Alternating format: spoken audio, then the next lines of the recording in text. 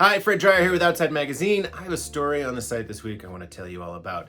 So this week I wrote about a runner named Jane Moss who recently set the speed record on the Grand Teton, a 13,770 foot famous, iconic, and yes, treacherous mountain in Wyoming. It's gorgeous, it's dramatic, and it's sheer at the top, and it's been an objective for both rock climbers, mountaineers, and trail runners in the past. But only recently has the speed record become something that lots of climbers and runners have been targeting. Near the base of the mountain, there are these big, swooping switchbacks that go across the mountain, but there are also cutoffs, bypasses, and shortcuts that hikers and climbers have set in between the switchbacks that people have used over the years. And the National Park Service has had to erect signs at these bypasses that say, revegetation in progress, please do not hike here, and has closed them. Back in 2024,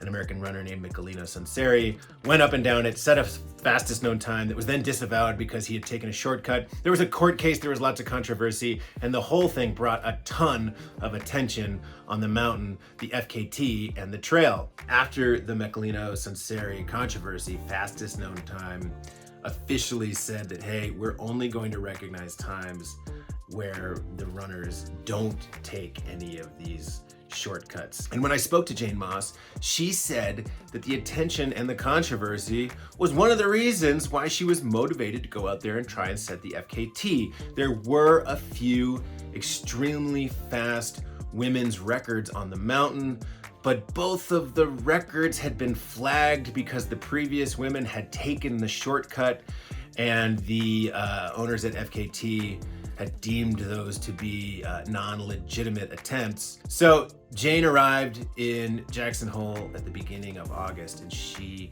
did 4 preliminary ascents of the mountain, sort of reconnaissance ascents, pushing herself a little harder each time.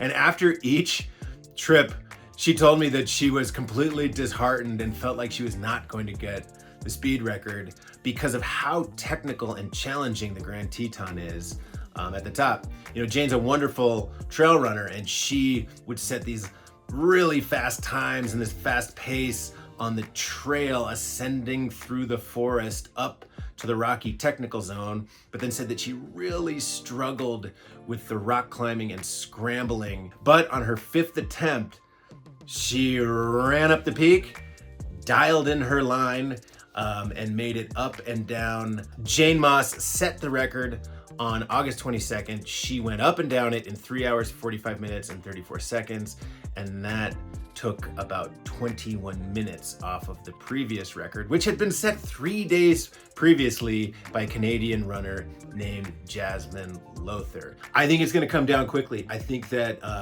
the more runners see how much attention FKTs and the Grand Teton are getting them, I think that we're going to see more skilled, fast runners target the Grand Teton FKT, and I wouldn't be surprised if Jane Moss's record stood for a year, maybe 2, but at some point someone's going to beat it. So we're going to keep an eye out on the Grand Teton to see who decides to try and go faster on this iconic mountain in the future. So I give Jane a ton of kudos for setting the speed record and also for running every inch of the mountain. She said that when she got to the shortcuts, there was not one brain cell in her body that thought, yeah, I'm gonna go take that. So shout out to you, Jane, for setting the FKT and doing it the right way.